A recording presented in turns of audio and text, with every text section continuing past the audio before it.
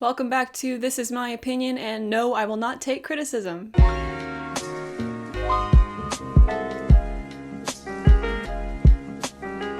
So season 2 of You has been out for a hot minute, so I felt like it was okay for me to finally make a video about it, and hopefully most of you who watch this have already seen it, or if you cared to see it, I don't spoil anything, so just obviously to be forewarned, there are spoilers. I'm talking in depth about the show, but I'm mostly focusing on the topic of Joe's character, or Will, whatever he was this season, because I've been seeing a lot of people online really frustrated with how the show ended. They're like, he got what he wanted, how could he go back and do all this again? Isn't this what he always wanted? Well, let's take a little deep dive into what happened this season and the character of Joe himself. I just wanted to talk about this because I see this stuff online and I got a rant about it, and no one in my house wants to hear me talk about it. They don't care. So you get to hear it, whether you like it or not. So obviously the season starts off with Joe being back at it again with the stalking. Just a side note, I want to know how the heck he rebuilt that cage. Like, he doesn't exactly strike me as the carpenter type, but I suppose crazy can overcome any physical limitations. So in the beginning, he's resisting Love, the character, not just the feeling, but also the feeling, because he doesn't want to have a repeat of what happened to Beck. And so this creates this feeling in the audience of like, oh, he's trying to change. You know, we left off with feeling a creepy vibe about him, but maybe he really doesn't want to repeat those actions. He doesn't get off on killing women. But later it was a bold lie because we realized that he got the apartment that he got just purely so he could spy on Love through a telescope. He's a very unreliable narrator, which is very confusing because you want to believe what he is telling you is true because you feel like you're in his thoughts when he's talking. He's explaining how he's feeling or what he's perceiving, and so when you're inside the mind of someone like that, it can almost make it easier to empathize or at least sympathize with them whenever they're explaining the why behind their actions. You're like, oh, I can kind of see how he got there or understand his past, how he can think this is okay to do, and then he realizes it's not okay to do. It creates a more well-rounded character of he's not just evil guy does bad things, but it's other pieces of him that is supposed to make the audience member still like him despite what he's doing. Because you watch the show, you're curious, like, what on earth is Joe gonna do next? Who's he gonna kill? Who's he gonna fall in love with? Who's he gonna stalk? Are the cops gonna get him?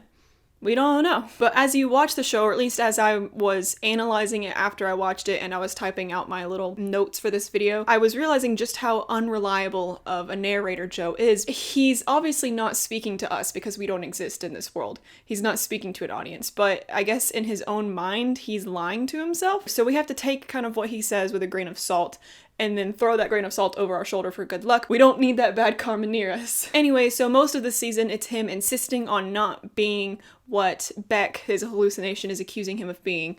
A murderer. He's trying to prove that he's a good person, he won't repeat the mistakes of his past. And he sticks to it, sort of. He lets the real Will go, but that's only after he kills a man who Will owed 50 grand to. So he kills him and then sends him through a meat grinder as well as my dinner into the toilet. We don't really know why the money was owed or who this Jasper character worked for, because he obviously had to have been involved in some kind of crime ring to be the kind of man that he is, and we never see like anyone come after him. You would think someone involved in organized crime would have backup, like people would go looking for him and then, you know, vigilante justice, whatever, they end up intimidating and then killing the person who killed that person, but nothing ever happens. No one comes looking for him. Maybe that'll come back in season 3 because there's going to be a season 3. And then there's Henderson's death, which does seem like an accident. I don't think Joe really meant to kill him. Maybe he did. I don't know. He kind of snapped towards the end, and especially after Henderson had seen his face and he wasn't supposed to. Maybe like some subconscious part of Joe knew he had to kill him, and conscious Joe was like, no, this is an accident. I didn't mean to do it. Whether it was an accident or not, it still adds more red to Joe's ledger. So in this season of I'm going to be a better person and not repeat the mistakes in my past, he has imprisoned one person and killed 2. Also a noteworthy death, we find out that Joe also killed his father when he was a child. Not when his father was a child, when Joe was a child. You know what I mean. And this was in defense of his mother, granted, but it also shines a huge, big ol' blinding spotlight onto why Joe is the way he is. Because this season we get a peek into Joe's childhood. We realize that Joe was abused as a child, and this should not come as a surprise. It is extremely rare to find someone like Joe who has not been abused in the past. Note, I am not saying that all victims of childhood abuse or any abuse in the past are destined to become like Joe, destined to become murderers. That is not what I'm saying. Please don't take what I'm saying out of context. Victims are not destined to victimize, but victimizers have almost always been victims. I think people as a whole are beginning to understand that, which is why the show plays up Joe's childhood to gain sympathy for Joe. He was just a scared child determined to protect his mother. So now he goes on to protect other women. I suppose that's why he thinks the only way to save them is murder, since that's what saved his mom. Essentially what I'm getting to here is when people say like, he got what he wanted, this is what he wanted all along, why is he ruining the most perfect thing he has? You know, love is basically a soulmate because she's the same as him. Well, first of all, Joe isn't going to change. Someone like Joe almost never changes. Not to say they can't, but almost never changes. You don't kill that many people and then just reverse it on your own without like some serious psychological help / prison. So Joe isn't going to change. He's spent his whole life playing this game. That's what this is to him. It's a game. He wasn't obsessed with these women because he wanted a happily ever after. He's obsessed with the sake of obsession. I don't think he's obsessed with the intent to kill. He doesn't seem to want to kill his love interests. He always seems to have a huge like emotional reaction whenever something like that happens. He doesn't seem to enjoy killing. And I know this sounds strange because he does it quite a lot, but every time he does, he's like freaking out. Like with Beck, he's crying whenever he sees her hallucination and he's saying he's sorry and he kind of like loses it. And then that weird like therapy session where he was like laying down and acupuncture, whatever, he just kind of loses it when he remembers his childhood. He seems to genuinely care about the well-being of people like Ellie, 40, and Love, obviously. So you can't really call him a sociopath. He's not a sociopath because he does express emotion. He does seem to feel things for other people. He does seem to care about the well-being of other people in ways that don't necessarily benefit him directly. Caring for Ellie didn't help him. In fact, it made things worse. It made him kill someone. Also, just a side note, my favorite scene from, I think, the whole season is after he's killed Henderson and he's got all of this stuff, all of this evidence in a trash bag. And he's jaywalking and the police officer stops him and he goes to look through the trash bag and Joe is just like resigned. It's the fact that you as the audience member are like tensed up like, oh gosh, is he gonna get caught? What's gonna happen? Oh my gosh, this person's gonna find a bloody Roomba in a trash bag. And instead, Joe is just standing there like, this might as well happen. Anyway, to reel it all back in, it's a game to him. He's obsessed with the game, much like Sherlock being obsessed with the game of solving a crime and not actually like helping the people who's the victim of the crime, I guess. If you watched Sherlock, you would know. The game, Mrs. Hudson, is on. Also, it's important to mention that the women he goes after are always seen as pure. They're damsels in distress in his eyes. They're just messy, and he's the one that's going to help them to clean up their mess. They need his help.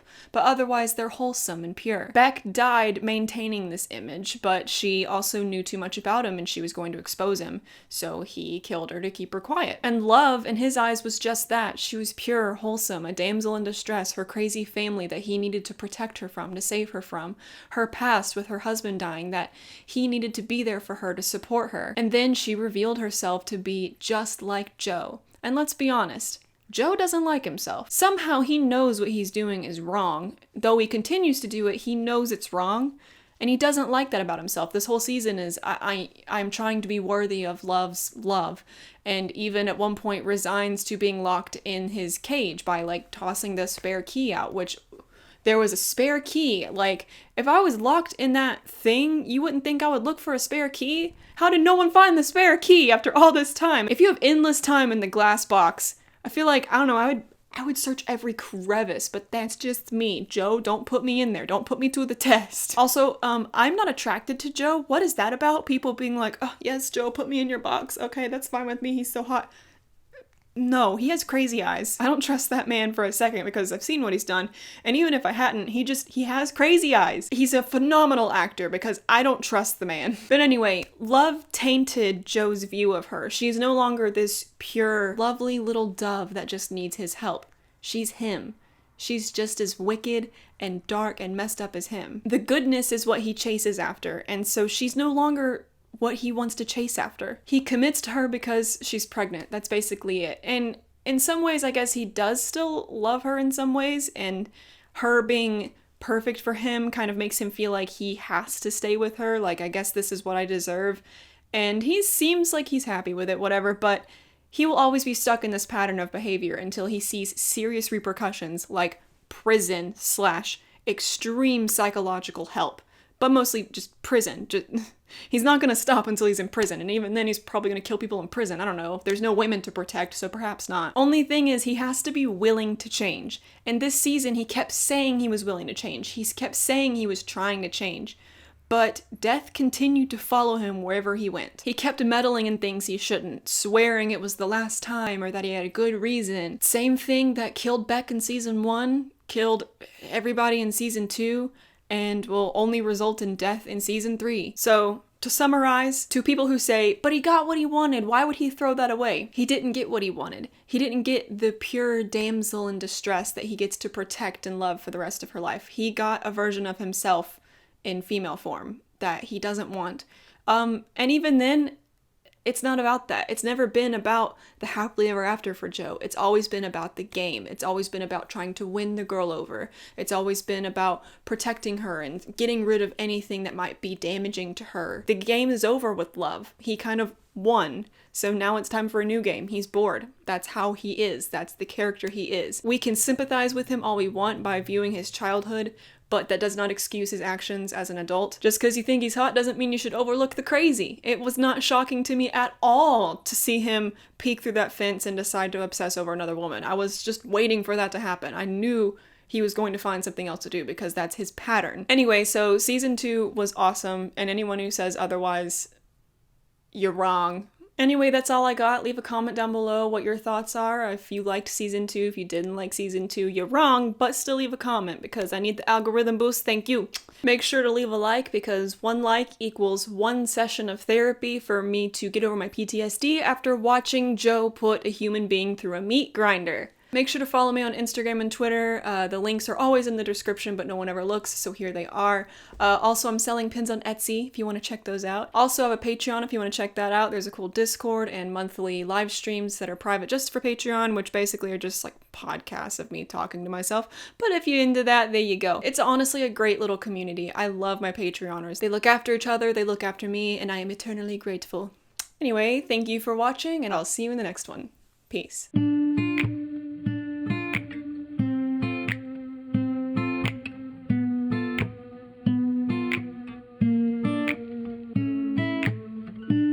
I put my foot in my mouth